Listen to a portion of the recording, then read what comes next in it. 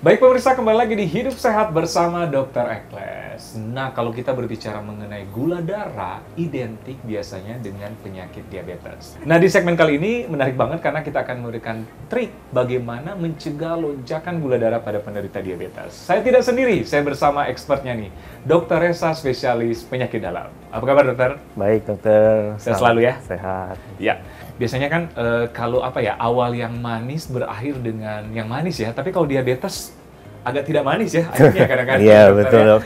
Tapi jangan khawatir, bisa manis juga kalau kita bisa cegah ya, dokter ya. Betul sekali, dok. Nah, katanya kan lonjakan gula darah ini berkaitan dengan penyakit diabetes kalau kita makan yang manis, dok. Apakah benar demikian, dokter? Ya, benar, dokter. Jadi badan kita ini punya sistem tersendiri untuk mengontrol gula. Jadi dikatakan di badan kita ada 8 organ yang mengontrol gula. Pankreas, lemak, hati, otak, ginjal, usus, dan sebagainya. Ya. Jadi setiap orang ini kemampuannya berbeda-beda. Pada pasien yang menderita sakit diabetes itu, sistem-sistem ini terganggu, organ-organ ini terganggu. Jadi begitu dia makan yang manis, bisa naik lebih tinggi daripada yang tidak menderita diabetes, karena sistemnya udah terganggu. Bisa satu yang terganggu, satu organ, bisa 2 organ, bisa 3 organ, lebih, dan sebagainya. Nah, berkaitan dengan makan yang manis, dok. Terjadi kan bisa lonjakan gula darah meningkat dan berhubungan dengan diabetes. Itu gimana, dok? Tujuan utama kita makan sebenarnya adalah mempertahankan ya, atau menstabilkan gula di dalam darah. Ya. Jangan sampai gulanya terlalu rendah atau terlalu tinggi. Wajar ya, gula di dalam darah itu wajar ya. Wajar, Bagi kita sudah ya. sangat wajar sekali. Kita butuh gula, tapi ada kadar tertentu. Dipertahankan oleh beberapa organ yang tadi sudah saya sebutkan. Kalau kita makan manis, organ-organ tersebut akan bekerja untuk mempertahankan supaya nggak terlalu tinggi. Ada sistemnya, mekanismenya lah. Mekanismenya ya. Kurang lebih kalau kita kan makanan manis, berarti lonjakan gula darah berarti otomatis akan meningkat ya? Iya, betul. Karena gangguan organ-organ tadi yang tidak berfungsi maksimal ya. Betul. Nah, ini mungkin pertanyaan bagi pemirsa di rumah, apalagi yang mengalami diabetes nih, atau keluarganya ada yang menderita diabetes. Apakah tidak boleh sama sekali makan yang manis, dok? Oke, jadi ini tergantung dari si penderitanya ya. Kalau penderitanya gulanya masih tidak terkontrol sama sekali, misalnya gulanya masih gula normal itu kan di bawah 200 ya. Di bawah 200 kan? Bila gulanya masih 300, 400, setiap hari dicek 400, itu ya tentu sebaiknya nggak boleh sama sekali. Atau misalnya pasiennya udah komplikasi kemana-mana, karena kan pasien dengan diabetes itu bisa komplikasi kemana-mana. Bisa ke otak, bisa ke jantung, bisa ke ginjal. Nah, kalau udah komplikasi banyak, disarankan sebaiknya dihindari sama sekali.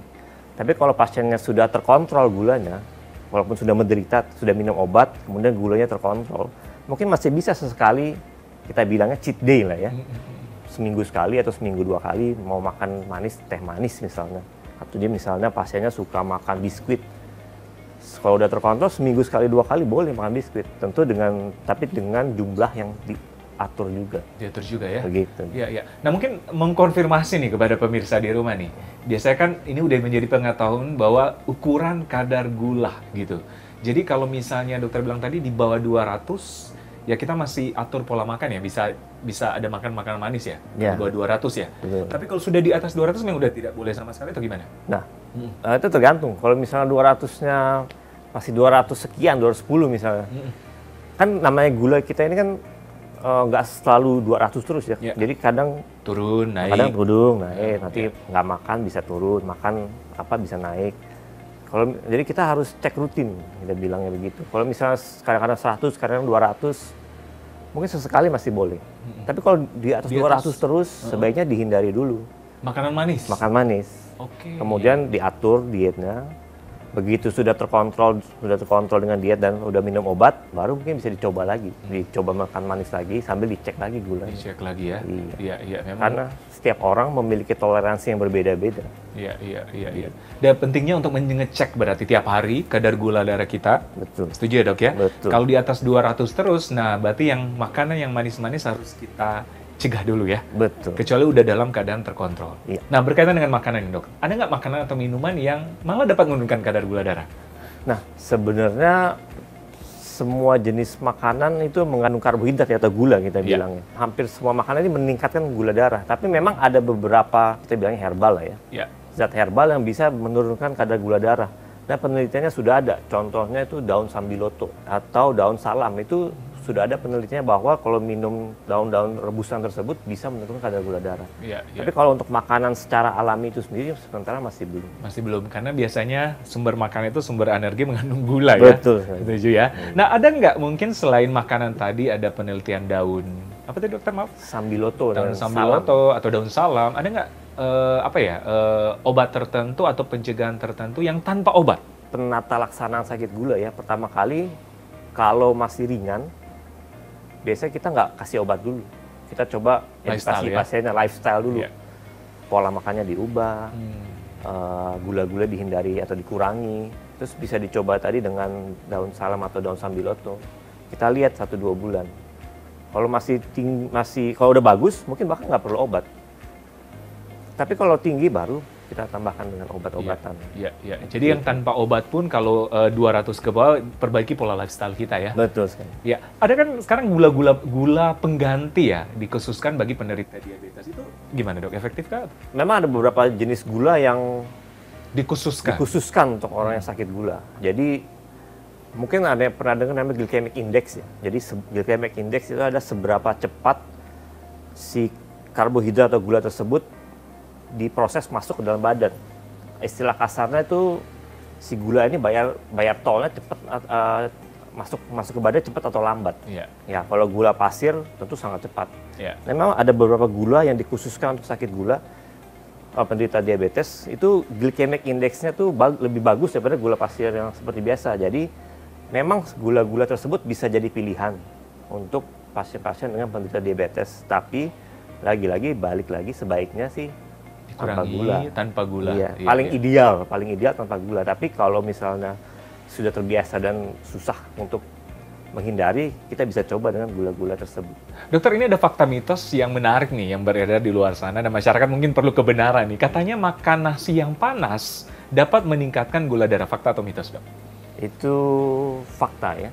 Wow, kenapa Ya, dokter? sebagian fakta. Memang karena nasi panas itu kan ada airnya ya. Ya. Nah, air ini mau dapat mempercepat absorpsi si karbohidrat tersebut. Jadi yang tadi kita katakan glycemic index-nya lebih tinggi sedikit dibandingkan nasi yang sudah dingin.